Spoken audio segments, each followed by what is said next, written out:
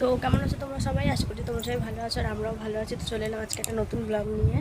তো আজকে শুক্রবার সকাল হয়ে গেছে আর আমার চুলটা আবার করো, এই যে বিলুনি করেছি কালকে রাত্রিবেলা, বিলুনি করে মানে অনেকগুলো বিলুনি করেছি যাতে আজকে চুলটা ছেড়ে রাখতে পারি যখন যাব। আর মেহেন্দির কালারটা দেখো, খালি কত সুন্দর লাগছে। এটা অর্গ্যানিক মেহেন্দির কালার, ঠিক আছে। ডিজাইনটাও মানে ভালো বেঁচেছি আর কি, তো ভালো লাগছে। এই হাতটা ব্রেসলেটটা কালকে পরেছিলাম, সেটা খুলে দিয়েছি, তার কারণ হচ্ছে লাগছিল ওটা টাইট, নিচের দিকে চলে আসে, টাইট হয়ে যাচ্ছে। তো রাত্রিবেলা যদি মানে ধার হয়ে আছে, যদি হাতের মধ্যে ঢুকে যায়, ওই জন্য খুলে দিয়েছি। আর এই হাতটা দেখো, আর এই হাতটা দেখো, আর ভাগ খেয়েছি, নখগুলো হলুদ হয়ে গেছে। তো এগুলো দেখেছিলাম হলুদগুলো করা যায় ওই দিয়ে কী বলে, আর ওটাকে কী বলে, নেল পলিশ যে রিমুভার হয়, ওটা দিয়ে ঘষলে নাকি উঠে যায়। তো ওটা এখন আমি ট্রাই করে দেখবো। তো উঠে আমার সব কাজবাজ হয়ে গেছে। আর ও গেছে হচ্ছে চুল কাটতে, বন্ধুদের সাথে যাদের সাথে যাবো তাদের সাথে চুল কাটতে গেছে আজকে। কালকে চুল কাটবে বলে বেরিয়েছিল, কিন্তু বন্ধ ছিল কালকে বৃহস্পতিবার বলে। আজকে শুক্রবার, আজকে সবাই তিনজন মিলে একসাথে গেছে চুল কাটতে। কখন আসবে জানি না, 10:30টার সময় না 11টার সময় গেছে, এখনও পর্যন্ত আসেনি। এখন বাজে 11:30। সব কাজ বাজ করে চান টান করে বসে আছি। চুলটা খালি ভিজাইনি, কারণ গুটিয়েছি বলে। আর তো কালকে বললো কী কী দরকারি জিনিসপত্র লাগবে, ওষুধ ফষুধ কিছু নিতে বললো, গ্যাসের ওষুধ, তারপরে বমির ওষুধ যদি বাসে বমি টমি হয়, আর সাবান, শ্যাম্পু, কারণ দীঘাতে নোনা জলের মধ্যে চান করা যাবে না, আবার হোটেলে এসে চান করতে হবে। তো ওইগুলো নিতে বলেছিল। তো ও কখন আসবে, কখন ওকে আনতে বলবো আমি ভুলে যাব, তাই জন্য মাকে সাবানটা শ্যাম্পুটা এনে রাখতে বললাম। গ্যাসের ট্যাবলেট আছে, বমি ট্যাবলেটটা দেখা যাক কোনোভাবে অ্যাডজাস্ট করে নেবো না পেলে।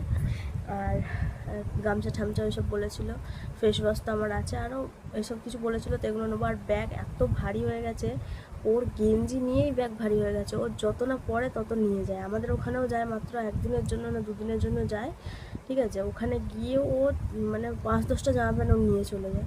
আমি যেটা যখন আমার প্ল্যানিংয়ের হিসেবে যখন যেটা পরবো সেটা নিই, কিন্তু ওর ওখানে মিনিমাম 10টা মতো জামা আছে, 8টা-9টা মতো জামা আছে। তো ওই জন্য ব্যাগটা বেশি ভারী হয়ে গেছে। ও কী পরবে সেটা বলেও না, আজকেও কী পরে যাবে সেটাও বলেনি।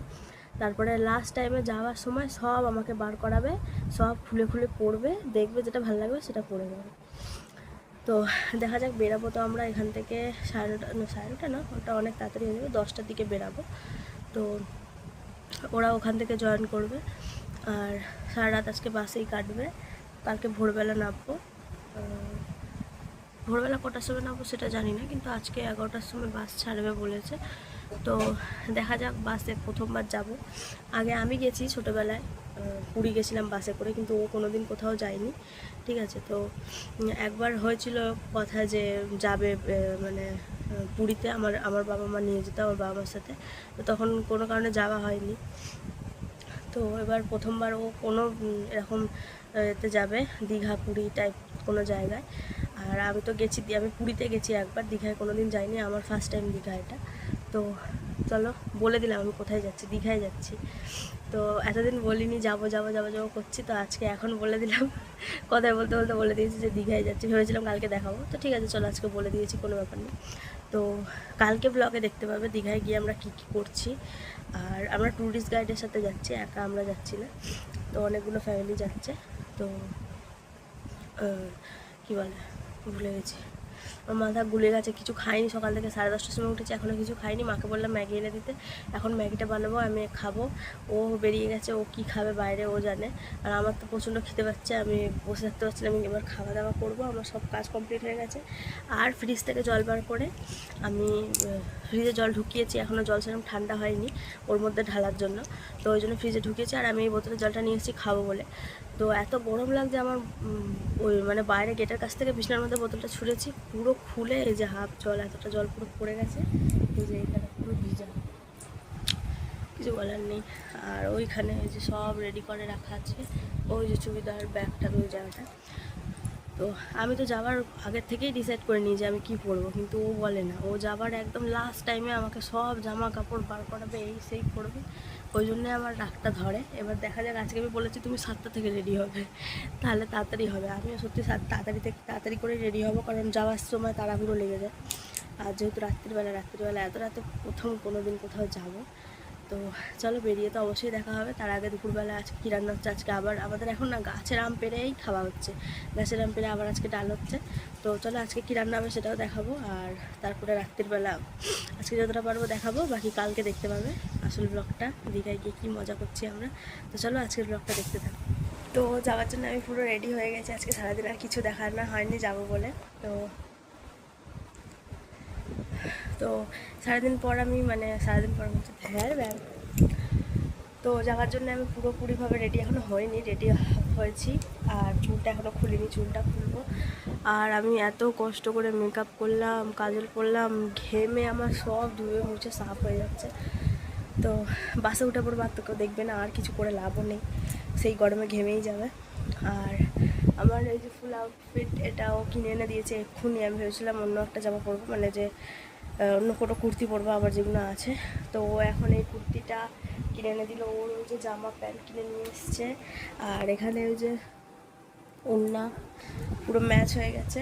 আর ব্যাগ ঠ্যাগ আবার আমাকে গুছাতে হলো, তার কারণ হচ্ছে ও প্রথমে আমায় বলছে এটা নেই ওটা নেই, সব নেই, এই নেই সেই নেই, ব্যাগ এত ভারী হয়ে গেছে।